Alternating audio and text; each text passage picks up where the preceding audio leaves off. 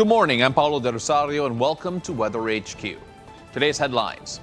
The Philippine Institute of Volcanology and Seismology records 2 more ash emissions and 31 volcanic quakes from Mount Canlaon in Negros Island within the last 24 hours. Phivolcs warns of possible lahar during heavy rains apart from the sudden explosive eruption, lava flow, ash fall, and a pyroclastic density current and rockfall. The mining industry plays an important role in the country's economy. I'll speak with the Chamber of Mines of the Philippines about its commitment to enhance environmental and social impact. And in the U.S., a wildfire in Malibu, California leads to a forced evacuation of residents. More on our global weather.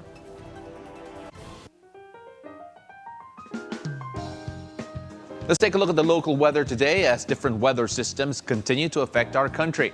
First is the northeast monsoon, influencing weather conditions in the northern Luzon and the rest of central Luzon right up over here. Now, the second one is the shear line affecting the eastern sections of central Luzon and southern Luzon. Now, lastly, the easterlies is in the rest of the country. Now, it is affecting all of these areas. Now, due to the northeast monsoon, which we'll focus on first, this one here, the Cagayan Valley, Apayao, Kalinga, the Mountain Province, and Ifugao will have cloudy skies with rain showers. The northeast monsoon will also bring partly cloudy skies with isolated rain showers in the Ilocos region and the rest of the Cordillera Administrative Region, as well as Central Luzon. Now, over here in Metro Manila, Calabarzon, Nueva Ecija, Bulacan, Aurora, Camarines Norte, Camarines Sur, and Catanduanes, it is the shear line that will bring cloudy skies with rain showers and thunderstorms. And for those wondering, this is the shear line, or at least this is where it happens. Now, the easterlies, or the warm and humid winds coming from the Pacific Ocean, will bring cloudy skies with scattered rain showers and isolated thunderstorms in eastern Samar, Dinagat Islands, Surigao del Norte, and Surigao del Sur. Now, for the rest of the country, you can expect partly cloudy skies with isolated light rains due to the localized thunderstorms. Now, let's see how this all affects our sea conditions. Now, there is no gale warning up, so all mariners are free to venture out to sea and explore. But always take precautionary measures because weather changes from time to time despite the relatively good sea conditions we are seeing all over the Philippines. Now, let's take a look at the weather conditions and expected temperatures over in Luzon, Visayas, and Mindanao, all based on our Metra weather system.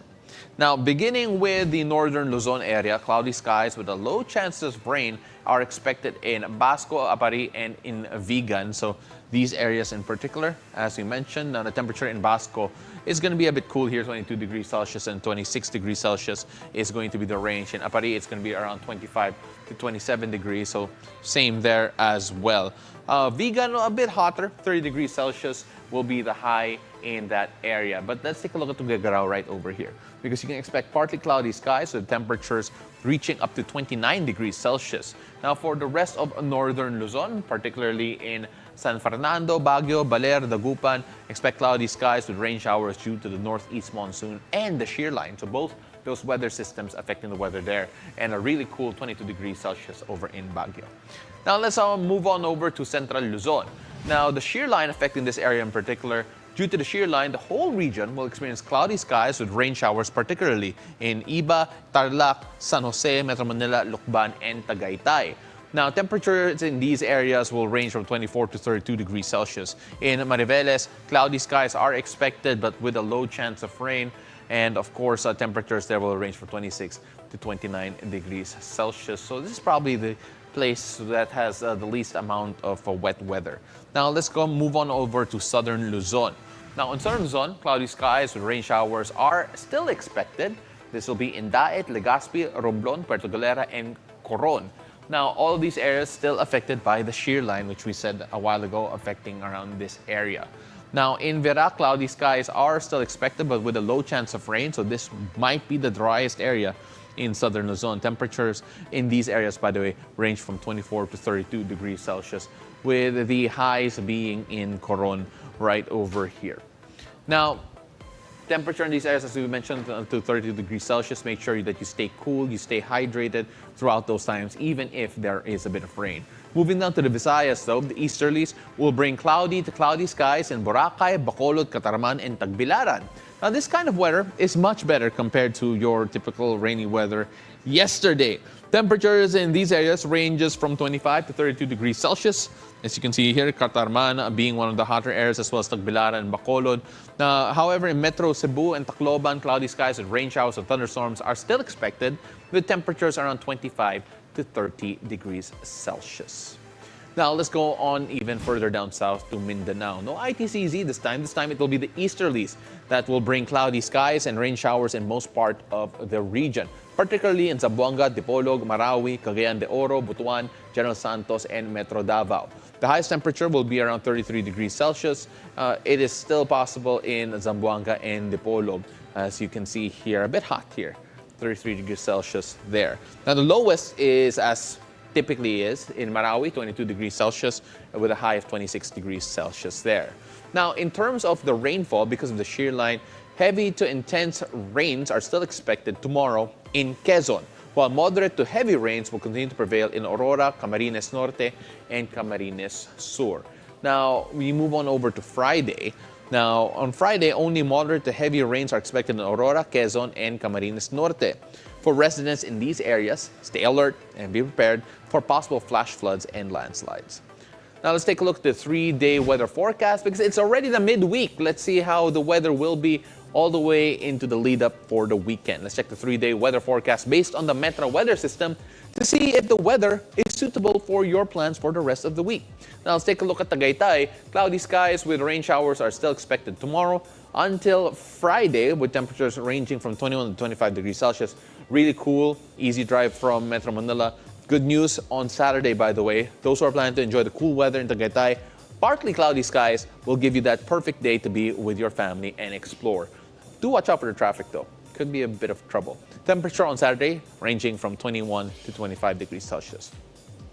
Let's go down south to the city of Smiles in Bacolod. Good weather conditions forecast in the next 3 days. Partly cloudy skies with low chance of rain. But for those who are going out, make sure you stay cool because temperature could rise up to 32 degrees Celsius both on Thursday and on Friday. A bit cooler on Saturday with 31 degrees Celsius being the high there. But the floor of that, the lowest temperature, a bit higher as well at 26 degrees Celsius. Now, let's move on over to Davao. Metro Davao, you take a look at the 3-day weather forecast here. It is going to be rainy weather up until Friday. As you can see here, 22 to 31 degrees Celsius being the range of temperatures there. But come Saturday, the sun will be shining. But as the sun shines, take a look at that. 34 degrees Celsius in Davao expected on Saturday. So after a bunch of rain, after a bunch of wet weather happening on Thursday and Friday, watch out for Saturday because that could be a really tough day, especially if you don't stay hydrated and you don't wear light clothing. So make sure you prepare for that over on Saturday down in Metro Davao. Now, when we return, let's talk about the mining industry's role in our economy and its environmental and social impact with the Chamber of Mines of the Philippines. Stay tuned. You're watching WeatherHQ.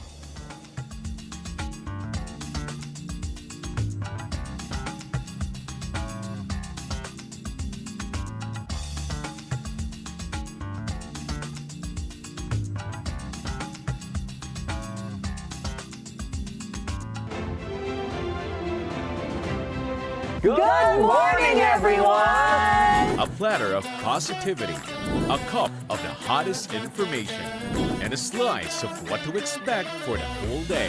With excitement, positivity, and fun, join Paolo del Rosario, Ann Asis Carrillo, and Monique Tuzon.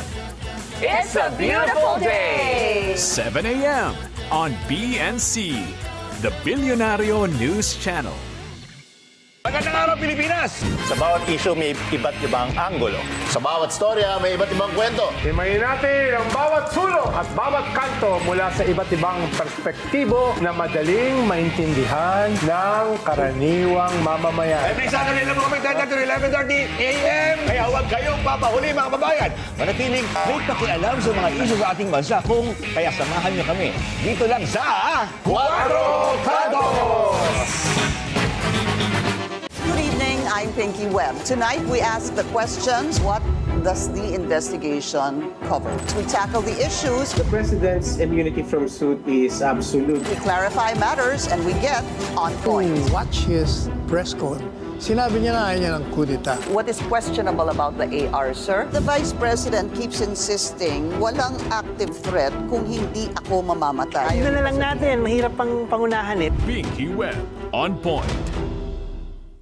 Beauty, health, adventure. This is for you. Join Marie Lozano where she uncovers the untold stories and unexpected surprises in the world of lifestyle. We wanted to create a space where we could dive into these topics not just by talking to experts, but experiencing the topics firsthand. Let me tell you about the Lifestyle Lab. On BNC, the Bilyonaryo News Channel.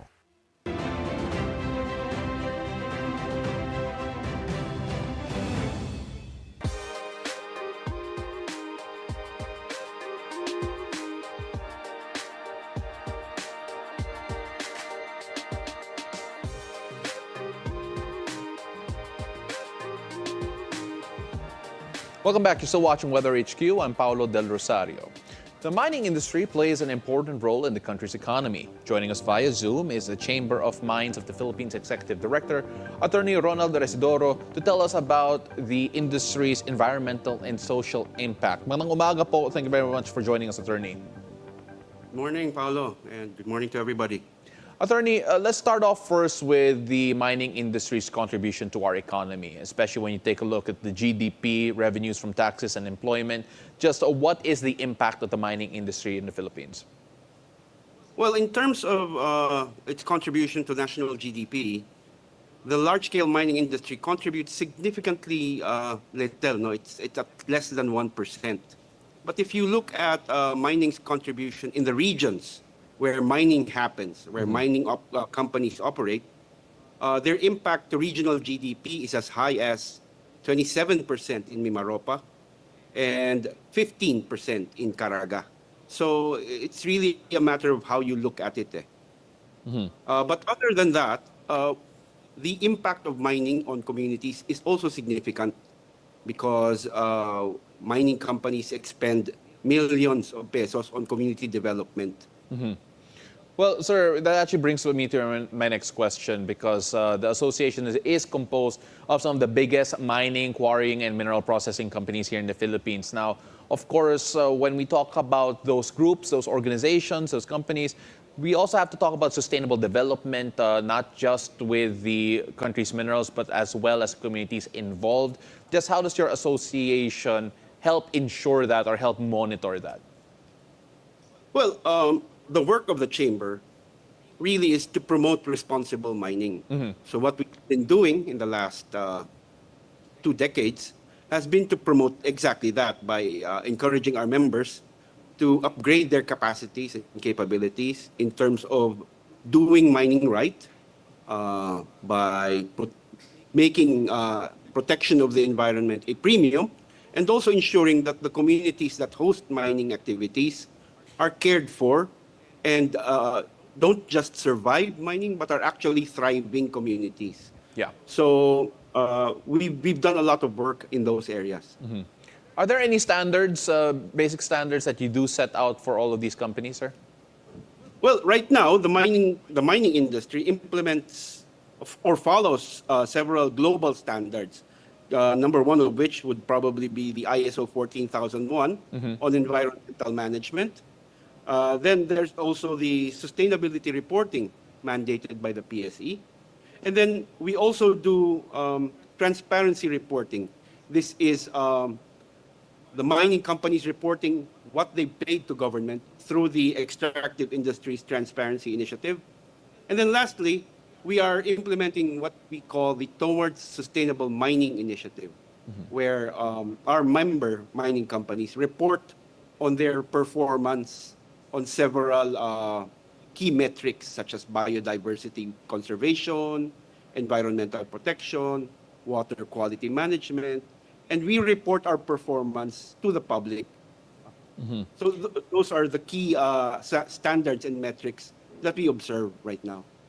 Well, there is a report from Watchdog Global Witness that mining does lead to displacement of indigenous peoples, deforestations, and landslides. Of course, there's a lot of criticism leveled to that from not just the international organizations, but of course, there are a few local ones as well.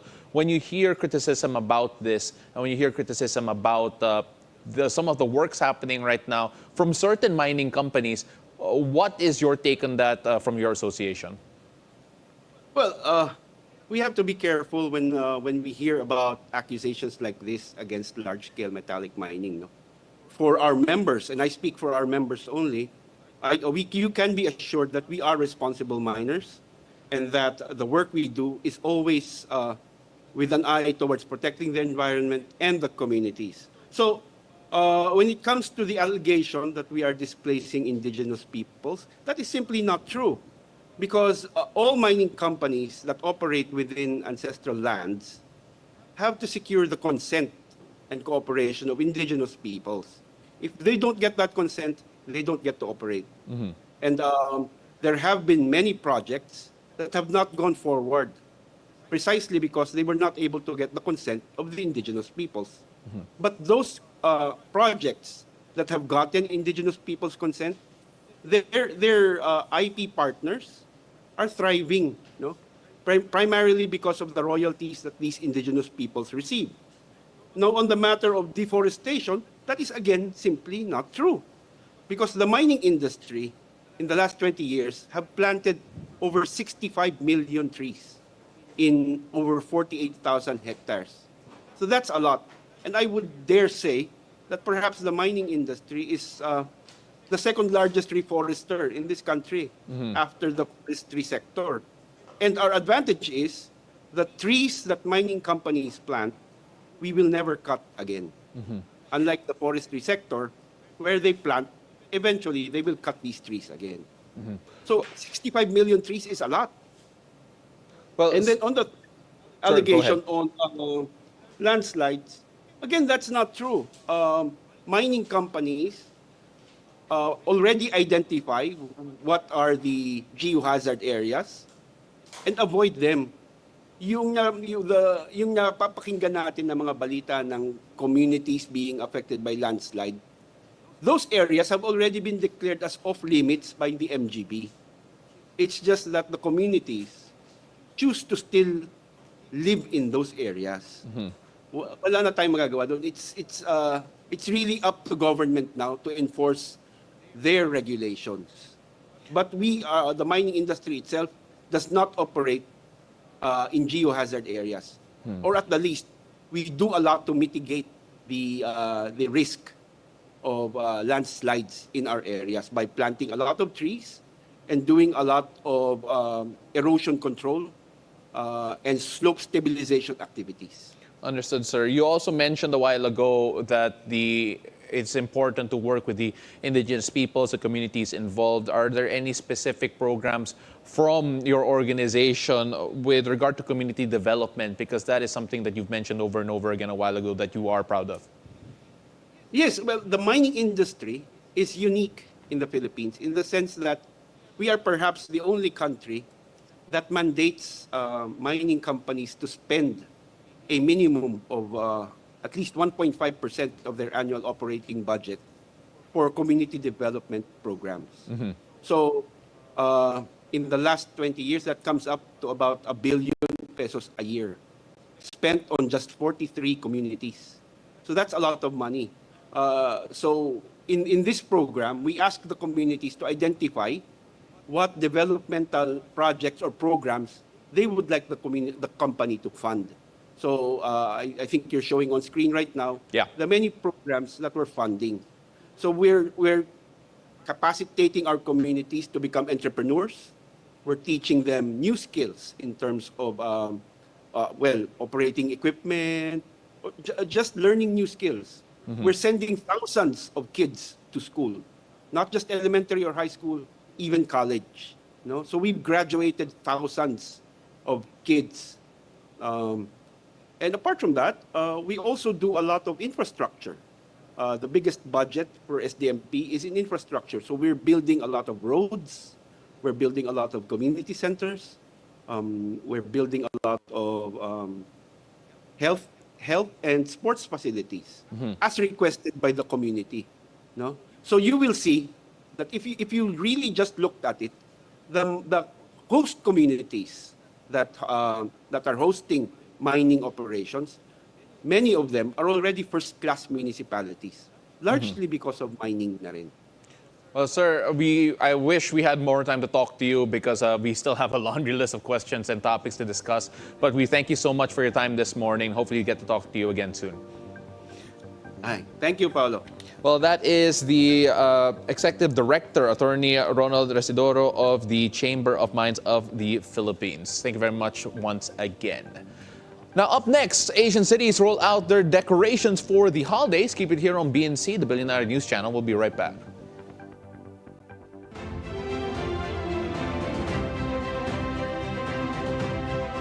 Good morning, I'm Mike Yorata, and you're watching Basis Points, where we dive deep into the numbers and the stories that drive our economy and shape our world. Stay ahead of the curve with the latest on financial dynamics. Government officials are praising the recent move by the S&P Global. The Philippine stock market continues to plummet. The Philippine Economic Zone Authority is on track. Join us as we delve into the evolving economic landscape. Mike Yorata, Basis Points. 9:30 a.m. only on BNC, the Bilyonaryo News Channel. In the world of business, expansion is inevitable. So I was a serial dater. Not just a serial entrepreneur. Yes. You need fresh perspectives. Different perspectives, different capabilities. The sense of fulfillment, the sense of accomplishment. It's like you gave birth. The relationships we have, how we treat our people, for me, that is the essence. I'm Ces Orenia Drilon at ito ang Usapang Bilyonaryo.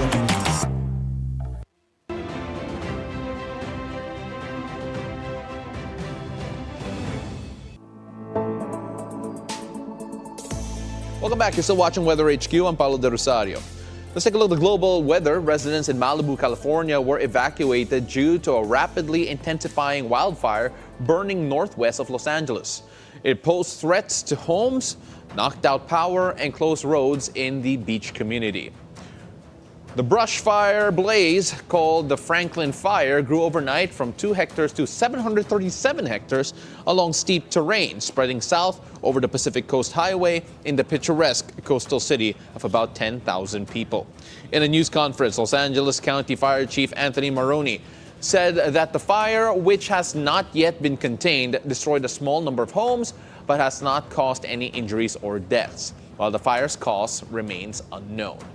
The National Weather Service issued a red flag warning as wind gusts could reach 129 kilometers per hour, signaling an increased risk of fire danger. An order for people to shelter in place was issued overnight for Pepperdine University in Malibu, forcing some students to evacuate to the school's commons and library. Now let's take a look at the weather in other parts of the globe. Starting off in Asia, let's go first to Shanghai and Namding, where cloudy skies with rain showers are expected. Temperatures in Shanghai will reach up to 9 degrees only, while in Namding it will be around 25 degrees Celsius. In Yokohama and Dehradun, the sun will show up though. Residents in Yokohama will enjoy partly cloudy weather with 19 degrees temperature, and also those in Dehradun for 24 degrees is the highest temperature there. Now, you can expect a windy weather in Kathmandu, 17 degrees Celsius, expected temperature in that area on average. Now let's go down south, way down south actually, the land down under, and talk about Australia, particularly in Cleve City, Pine Creek, and Mornington Island, where you can have partly cloudy skies expected there with temperatures of around 25 degrees Celsius in Cleve, 36 degrees Celsius in Pine Creek, and 35 degrees Celsius in Mornington Island. Now, make sure you stay hydrated if you're in those areas. However, in Acacia Hills, you will have, and Brisbane, you will also have different weather conditions expected. Prepare for cloudy skies with rain showers and thunderstorms. Temperature in Brisbane around 28 degrees Celsius, while in Acacia Hills, it's around 33 degrees Celsius. Moving over to a different continent, let's go over to Africa. Sunny weather expected in Sidi, Algeria with 16 degrees Celsius. It's cooler compared to the sunny weather in Amman City, which has around 34 degrees Celsius in temperature. Partly cloudy skies are expected to prevail in Kina in Egypt and Wasiti in Ganza, Africa. 27 degrees Celsius is expected in Kina and 36 degrees Celsius is expected in Wa City. Different weather is expected, however, in Bata City, still in Africa. Cloudy skies with rain showers and thunderstorms are forecasted with 29 degrees Celsius, the possible temperature there. Moving over to the U.S., let's take a look at Honolulu. Cloudy skies with rain showers are expected with temperatures of around 28 degrees Celsius over in Hawaii. However, in Denver and Phoenix, sunny weather is expected, but this will help ease the cool weather because expected temperature in Denver, 3 degrees Celsius despite the sun. A bit warmer in Phoenix, 19 degrees Celsius there. In Philadelphia, windy, cool weather is expected with temperatures of around 13 degrees Celsius. So if you're in Philadelphia, make sure you layer up. In Miami, though, partly cloudy skies are expected with a nice 27 degrees Celsius in terms of temperature. Even though it's partly cloudy, UV index a bit high in Miami. So be mindful of sun protection like maybe hat, sunglasses, sunscreen. Just avoid that sunburn. Now, let's take a look at the holiday spirit in Asia, because the holiday spirit is definitely alive across Asia when it comes to Christmas decorations. The Philippines definitely getting the fun in. G. Baroga has more. Christmas markets are buzzing with excitement across Shanghai and China, offering various gifts, food, and holiday cheer. Featured are huge Christmas trees, Santas, and even a merry-go-round. Christmas is not traditionally celebrated in China, but it is becoming more for the younger generation. Over in New Taipei, Taiwan, shoppers are flocking to festive streets and Christmas fairs, where a giant LED Christmas tree takes center stage. The iconic Taipei 101 skyscraper is also filled with lights. In Tokyo, Christmas light shows and art installations are the main attractions. Among them is the famous Nintendo game, Super Mario Bros. Japan does have religious ties to Christmas, but Tokyo celebrates it just the same. And here in Metro Manila, the Christmas spirit is in full swing. Parks, streets, and various buildings are filled with dazzling lights and holiday decorations. Christmas music is played in malls and other public places. G. Baroga, BNC. And that's WeatherHQ for today. Join me again tomorrow, whatever the weather, only here on BNC, the Bilyonaryo News Channel. I'm Paolo del Rosario. Have a great morning.